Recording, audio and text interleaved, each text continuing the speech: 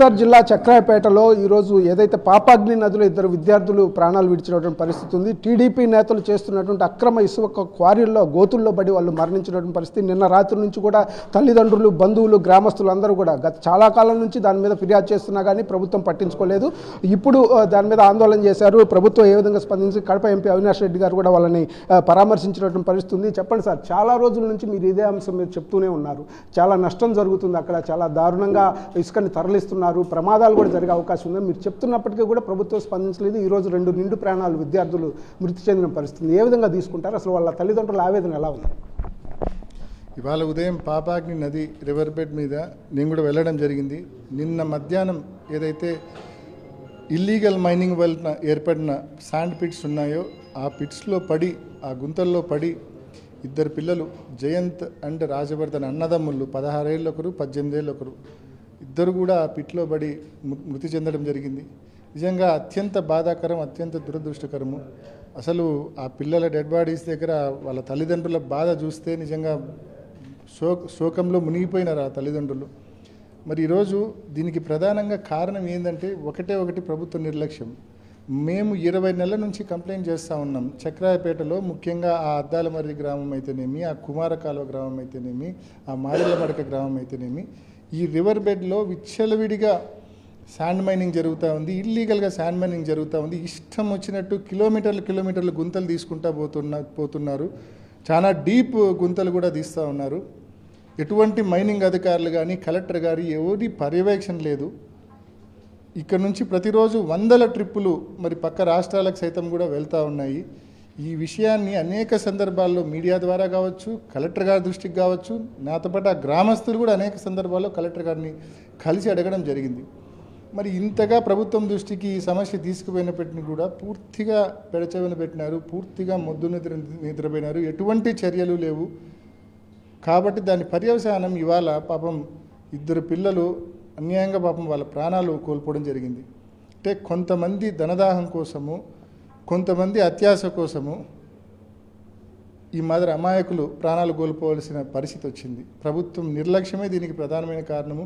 ఆ కుటుంబానికి కూడా ప్రభుత్వం ముందుకొచ్చి వీళ్ళ నిర్లక్ష్యం వల్లనే ఆ కుటుంబం ఆ ఇద్దరు పిల్లలను కోల్పోయింది. కాబట్టి ప్రభుత్వం ముందుకొచ్చి ఆ కుటుంబాన్ని పెద్ద ఎత్తున ఆదుకోవాలని చెప్పి కూడా డిమాండ్ చేస్తూ, ఒక్క పాపాగ్ని నదిలోనే కాదు, పాపాగ్ని, చెయ్యేరు, పెన్న అన్ని నదుల్లో ఈ మాదిరి అక్రమ మైనింగ్ ఎక్కడైతే జరుగుతూ ఉందో అటువంటి రీచెస్ మొత్తం కూడా, ఇల్లీగల్ శాండ్ మైనింగ్ జరుగుతున్న రీచెస్ అన్నీ కూడా బంద్ చేయాలా, స్టాప్ చేయాలని చెప్పి ఈ ప్రభుత్వాన్ని, జిల్లా యంత్రాంగాన్ని గట్టిగా డిమాండ్ చేస్తూ, ఈ మాదిరి మరొక కుటుంబం మరొకరు నష్టపోకుండా, ఈ శోకం మరొకరికి రాకుండా, ఈ నష్టం మరొకరికి కలగకుండా, ఇంకొకరు ప్రాణం కోల్పోకుండా ఖచ్చితంగా తగిన చర్యలు, గట్టి చర్యలు తీసుకోమని చెప్పి కూడా జిల్లా కలెక్టర్ని, జిల్లా యంత్రాంగాన్ని గట్టిగా డిమాండ్ చేస్తూ ఉన్నాం. నిన్న సాయంత్రం నుంచి కూడా వాళ్ళు ఆందోళన చేస్తున్నారు. డెడ్ బాడీలను అక్కడే పెట్టుకుని ప్రభుత్వం ఏ విధంగా స్పందించింది? వాళ్ళని ఇందాక మీరు అన్నట్టు డిఎస్పీ కూడా వచ్చి వాళ్ళని బెదిరించి పక్కకు పంపించాలని ప్రయత్నం చేశారని చెప్పి అంటున్నారు. ఎలా స్పందించింది ప్రభుత్వం? ఎంత హృదయ విదారకం అంటేనో ఒకసారి ఆలోచించండి.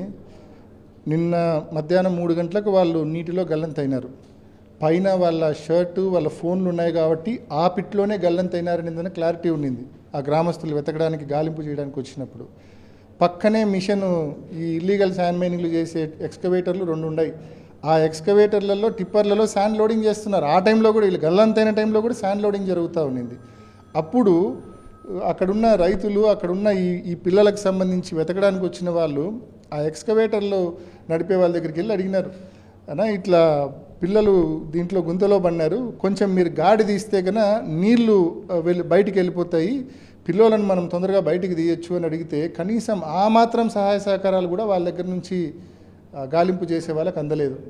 ఆ ఎక్స్కవేటర్లు నడిపే వాళ్ళ దగ్గర నుంచి. అంటే కనీసం ఆ గాడి తీసింటే పిల్లలను తొందరగా బయటికన్నా తీసే పరిస్థితి ఉండింది. నిన్న రాత్రి మరి బయటికి తీసినారు పిల్లలను. యాజ్ ఐ సెడ్, డిఎస్పీ కూడా పూర్తి స్థాయిలో మరి నిన్న రాత్రి నుంచి ఆడే ఉన్నాడు.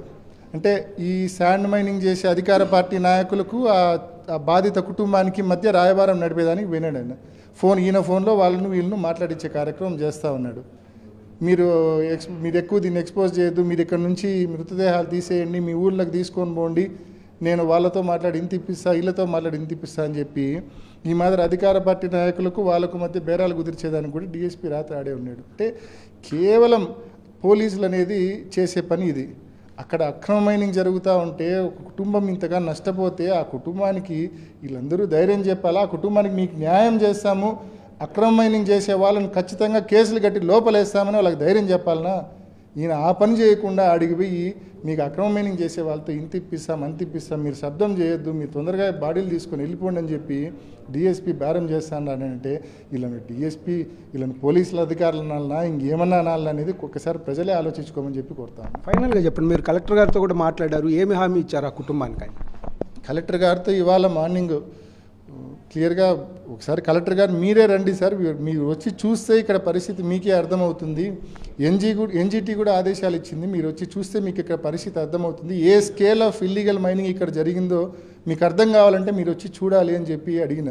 And at the same time ఆ కుటుంబానికి న్యాయం చేయాలని చెప్పి అడిగిన. కలెక్టర్ గారు ఏమని చెప్పారంటే తక్షణం ఇప్పుడు ఆ కుటుంబానికి ఒక 10 లక్షల రూపాయలు ఆ కుటుంబానికి తన లెవెల్లో తను తీసుకున్న నిర్ణయం హెల్ప్ చేస్తామని చెప్పారు. అదేవిధంగా పోలీసు, రెవెన్యూ, మైనింగ్ ఈ ముగ్గురు దగ్గర రిపోర్ట్ తీసుకొని ప్రభుత్వం దృష్టికి తీసుకెళ్ళి తప్పకుండా ఆ కుటుంబానికి ప్రభుత్వం నుంచి కూడా మ్యాక్సిమం హెల్ప్ చేసేదానికి తప్పకుండా నేను చేస్తానని చెప్పి కలెక్టర్ గారు హామీ ఇవ్వడం జరిగింది. ఆయన హామీ ఇచ్చిన తర్వాతనే వాళ్ళందరూ కూడా ఇంకా అక్కడ నుంచి మళ్ళీ పూర్తి స్థాయిలో పోస్ట్ మార్టంకు వేంపల్లె గవర్నమెంట్ హాస్పిటల్ తీసుకెళ్ళడం జరిగింది. ఇది పరిస్థితి. జిల్లాలో మొత్తం కూడా ఇట్లాంటి అక్రమ మైనింగ్ని ఎట్టి పరిస్థితుల్లో కూడా అరికట్టాలి, ఇలాంటి ప్రమాదాలు ప్రాణాలు పోకుండా జాగ్రత్త తీసుకోవాలని చెప్పేసి కూడా కడప ఎంపీ వైఎస్ అవినాష్ రెడ్డి కోరుతున్నారు. కెమెరామెన్ రాముతో శ్రీనివాస్, సాక్షి న్యూస్, కడప నుంచి.